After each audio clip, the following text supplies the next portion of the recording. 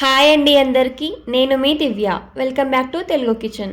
ఈరోజు మన కిచెన్లో ఎన్నో హెల్త్ బెనిఫిట్స్ ఉన్న రాగులతో పర్ఫెక్ట్ రాగి ఇడ్లీని ఎలా ప్రిపేర్ చేయాలో చూపించబోతున్నాను.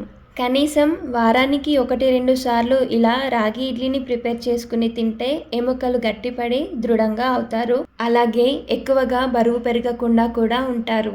మరి ఈ రాగి ఇడ్లీని స్పాంజీగా పర్ఫెక్ట్గా ఎలా ప్రిపేర్ చేయాలో చూద్దాం పదండి. ముందుగా ఒక బౌల్లోకి 1.5 కప్పు రాగులను తీసుకుందాము.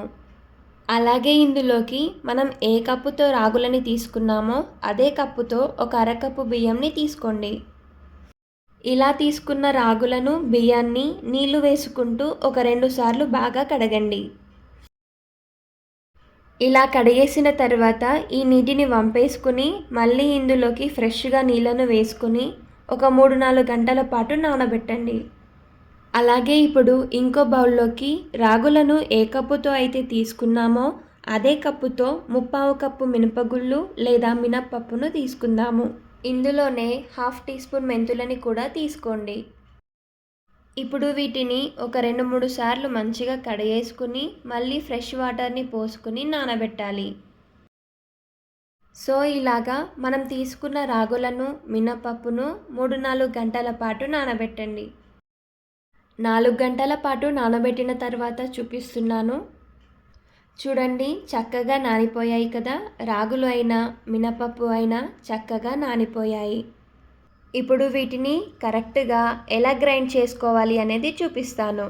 సో ఇక్కడ వీటిని గ్రైండ్ చేయడానికి ముందు వేరొక గిన్నెలోకి అరకప్పు అటుకులను తీసుకొని మంచిగా కడగండి. ఇలా కడిగిన అటుకులను మరోసారి నీళ్లు వేసుకొని ఒక 5 నిమిషాల పాటు నానబెట్టండి. ఈలోగా అటుకులు కూడా చక్కగా నానిపోతాయి.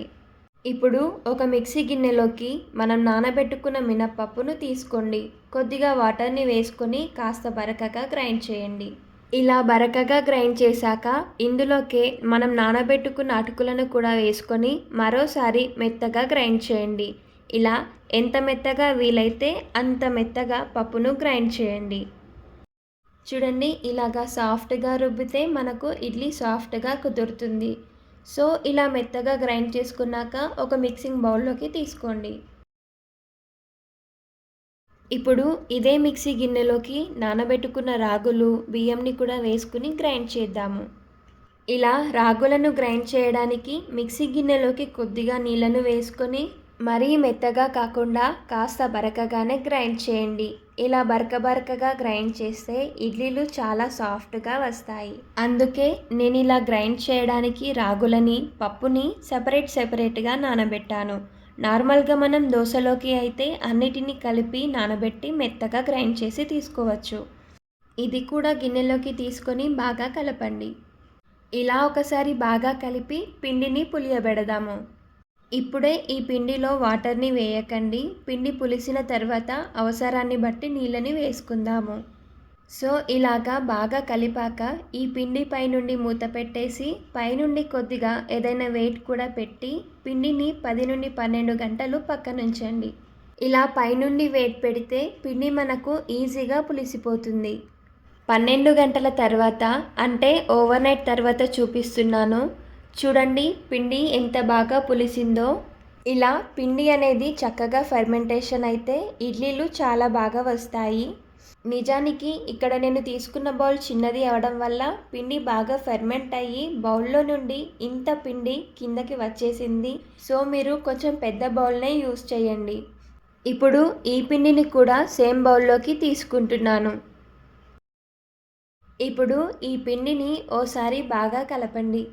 ఇక్కడ మనకు ఇడ్లీ పిండి కన్సిస్టెన్సీ పర్ఫెక్ట్గానే ఉంది కాబట్టి వాటర్ని కొంచెం కూడా కలపాల్సిన పని లేదు. ఒకవేళ మీరు ప్రిపేర్ చేస్తున్నప్పుడు పిండి గట్టిగా అనిపిస్తే కొంచెం వాటర్ని వేసుకొని ఇలా ఈ కన్సిస్టెన్సీలో ఉండేలాగా చూసుకోండి. ఇప్పుడు ఇందులో నుండి మనకి కావాల్సినంత పిండిని ఇంకొక బౌల్లోకి తీసుకుందాము. అలాగే ఇందులోనే రుచికి సరిపడా ఉప్పుని వేసి మరొకసారి కలపండి. ఇడ్లీలు సాఫ్ట్గా గట్టిగా కాకుండా స్పాంజీగా రావాలి అంటే కన్సిస్టెన్సీ అనేది పర్ఫెక్ట్గా ఇలా ఉండాలి. ఇప్పుడు ఇడ్లీ ప్లేట్స్లోకి పిండిని తీసుకోవడానికి ముందుగా ఇడ్లీ ప్లేట్స్కి నెయ్యిని కానీ నూనెని కానీ అప్లై చేయండి. ఇప్పుడు ఈ ప్లేట్స్లోకి గరిటెతో పిండిని తీసుకుంటూ వేయండి. ఇలా అన్ని ప్లేట్స్లోకి పిండిని తీసుకున్నాక ఎప్పుడైనా సరే మనం ఇడ్లీని చేస్తున్నప్పుడు ప్లేట్స్ని ఇలా అపోజిట్ సైడ్స్గా పెట్టుకోవాలి. ఇప్పుడు ఇడ్లీలని ఉడికించడానికి కుక్కర్లోకి 1 ఇంచ్ వరకు నీళ్ళని వేసుకొని ఇడ్లీ పాత్రలను నెమ్మదిగా సెట్ చేసి తీసుకోండి. పైనుండి మూతను పెట్టేసి మీడియం హీట్లో 15 నిమిషాల పాటు ఉడికించండి. 15 నిమిషాల తర్వాత స్టవ్ ఆఫ్ చేసేయండి. వెంటనే డిమౌల్డ్ చేయకుండా ఒక 2 మినిట్స్ ఆగి చేయండి. ఇలా చేయడం వల్ల ప్లేట్లో నుండి ఇడ్లీలు చక్కగా వస్తాయి. చూడండి ఎంత బాగా వచ్చాయో. ఇలా ఇడ్లీలు వేడివేడిగా ఉన్నప్పుడే ప్లేట్లోకి సర్వ్ చేసుకొని తినండి. చాలా సాఫ్ట్గా స్పాంజీగా రుచి కూడా చాలా బాగుంటుంది. తప్పకుండా ట్రై చేయండి. ఇలా నేను చూపించిన కొలతలతో చేస్తే ఫస్ట్ టైం ప్రిపేర్ చేసినా కూడా పర్ఫెక్ట్గా కుదురుతాయి. అండ్ ట్రై చేశాక మీకు ఎలా కుదిరాయో కామెంట్ చేయండి. రెసిపీ నచ్చితే వీడియోకి లైక్ చేసి మీ ఫ్రెండ్స్ అండ్ రిలేటివ్స్కి షేర్ చేయండి.